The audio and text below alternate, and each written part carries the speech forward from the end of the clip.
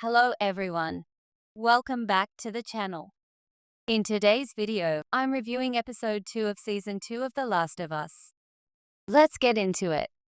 This episode shows two major events happening in Jackson, one caused by human mistakes and the other by illness and infection.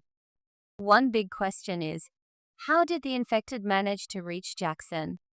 We saw that the infected were connected through routes that spread underground, especially through the sewer pipes. These routes seem to send signals, guiding the infected to one place. But how did the routes reach Jackson's sewer system in the first place? I think when Ellie washed the stalker's bite in her house sink. That water went into the sewer system, and maybe that's how the infected routes found a way to connect and reach Jackson. Back in episode 1, we saw signs of this infiltration starting. Through the routes, the infected begin to make their way in. We also saw Abby and her group getting closer to the city. The episode ended on that note, hinting that something big was coming. And now, in episode 2, we see that same idea continue. There's a growing threat from the infected, and also a trap set by Abby for Joel. At one point when they're leaving the gate, you can see a cloud forming over the mountains. Ellie notices it and gets worried. That cloud is a symbol, the storm, the cold, and the infected, all heading toward Jackson. It's clear the episode is building tension from the very beginning, setting the stage for what's coming next. Let's talk about infiltration, the arrival of the infected, the atmosphere of fear, and the moment when everything starts going wrong. Pay close attention to Abby's hospital scene. Why is she talking to herself? What's the meaning behind it? Even though it's a nightmare, the scene still follows its own logic. In the dream, Abby walks toward the place where her father's body is, the same doctor Joel killed. That part of the dream shows her conscious mind remembering the truth. But then there's another version of Abby in the dream, one that's unconscious, unaware. This shows that part of her is still in denial about her father's death. That's where her anger and need for revenge come from. She's confronting her father's death every day and trying to hold back that rage. Another important thing in this episode is how the people around Abby act. From the first episode, we've seen that they look unsure, and now that doubt is even clearer. Some of them even question what she's doing. At first, they only gave her nervous looks. Now they're speaking up. What Abby is doing is dangerous, and her people are starting to feel it. In this series, looks mean a lot. We need to pay attention to what the characters don't say out loud. For example, Jesse and Dina's looks suggest love or some hidden past. Ellie's looks also carry emotion and meaning. This episode even gives off Game of Thrones vibes, especially the cold, snowy wall that keeps the infected out. It reminds me of the wall in Game of Thrones, which protected people from the White Walkers. Interestingly, Craig Mazin, one of the showrunners, also compared Joel's death in this episode to Ned Stark's death in Game of Thrones. It was meant to be shocking, and while it didn't hit as hard, it still had that kind of impact. Spoiler alert! In this episode, we see a shelter, which used to be a restaurant, that's now been turned into a marijuana farm. Inside, we spot the firefly symbol. And next to it, there's a necklace that belonged to Eugene Linden. Now you might ask, who is Eugene? He's the man whose name came up in the last episode, when someone told Joel, "You killed my husband. You killed Eugene." So yes, Joel killed Eugene, though we only heard about him before. Now we learn more. Eugene was part of the Fireflies, but not one of the ones who killed Joel in the hospital. He died in a different situation, which we haven't seen yet. It'll probably be shown in a future flashback. In the last episode, Tommy talked about the danger of infected moving in herds. He warned us, and now we see it was real. Outside the city, we find bodies of infected lying in the snow. At first, it seems like they're dead, but it turns out some of them were hiding, and one suddenly jumps out and attacks. This shows us how smart and sneaky the infected have become.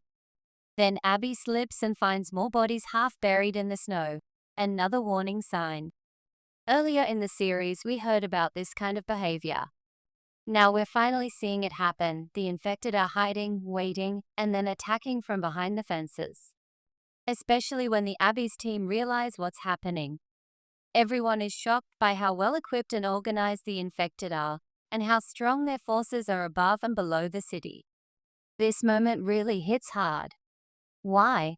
Because it reminds us how peaceful and well-built Jackson was. The show builds up this image so that when the city eventually falls, it hurts even more. During the attack, something interesting happens. A bloater breaks through a wooden wall, and suddenly all the infected change direction and start moving toward where the bloater is going.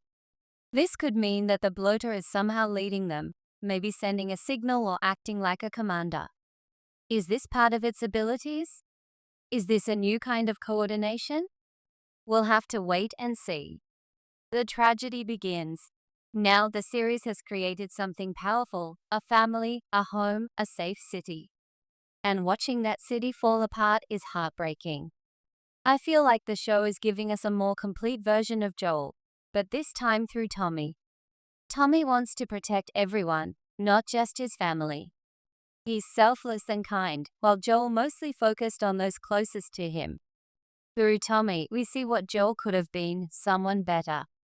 But instead, Joel's choices led him down a tragic path. The show is guiding us toward that heartbreak step by step. The wolves are coming.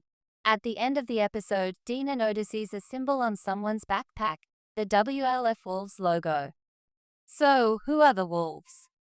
According to the dialogue, one of the characters says, "You're fireflies." And the answer is, "We were." That means the fireflies are gone. Joel destroyed them. These people are now part of a militant group in Seattle. The wolves are going to play a big role in the next episodes. This could also be a clue for Ellie. Maybe she'll go to Seattle to find them. Joel, Abby, and the moral dilemma. Here's the moment that hit me the hardest. Even though I was always on Joel's side, I saw him like a twin. I completely understood Abby. From her point of view, Joel is a monster. He killed her father, an unarmed doctor, with a bullet to the head. She saw it with her own eyes. And when she says to Joel, "Stop talking," it shows how focused she is. It's chilling, but it makes sense. Even though I cared deeply about Joel, I can't say she's wrong. Joel had buried the truth deep in his mind, the truth he even denied in therapy. But now that truth stands right in front of him. Abby is that truth, and she's reminding him of it moment by moment. Revenge and the endless cycle. The show makes one thing clear: it never takes the side of revenge. No character is completely right. They're all flawed. It's messy. We know Joel did something terrible, but we also love him because of his relationship with Ellie. Then there's Abby. She's full of rage and seeking revenge. But so is Ellie.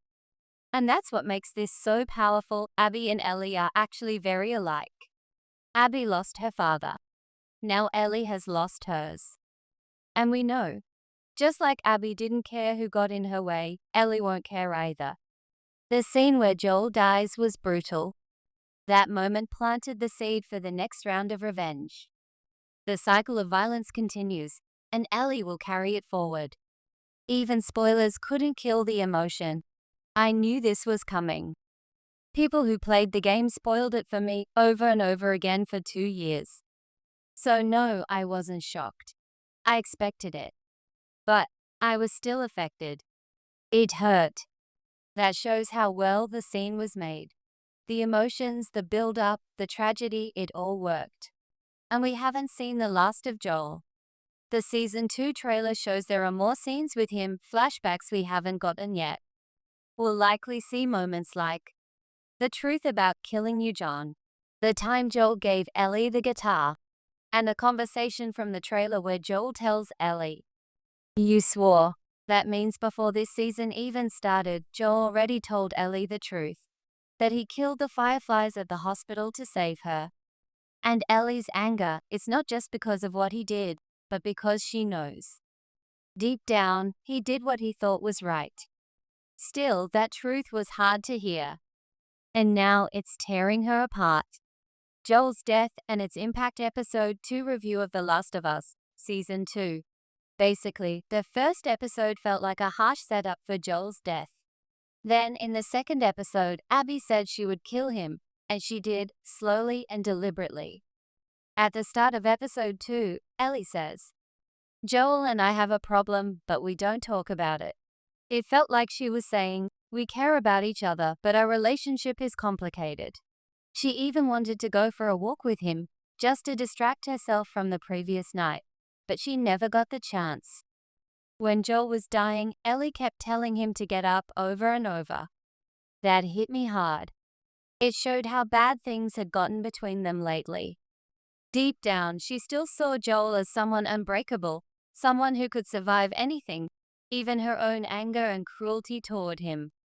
But now, reality hits her like a punch in the face. Fathers aren't invincible. They're vulnerable too.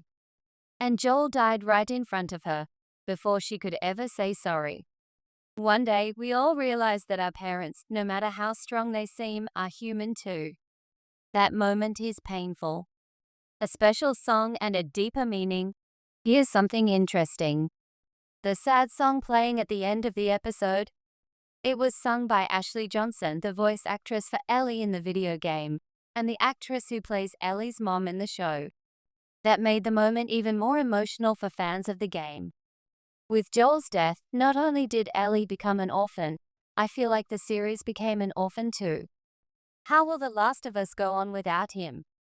Without this kind, cruel, scary, and yet deeply lovable character? I don't know. But I'm curious to see how they'll try to fill the space he's left behind. Thank you so much for watching. If you enjoyed the video, don't forget to like, subscribe, and hit the bell so you never miss a video. See you next time.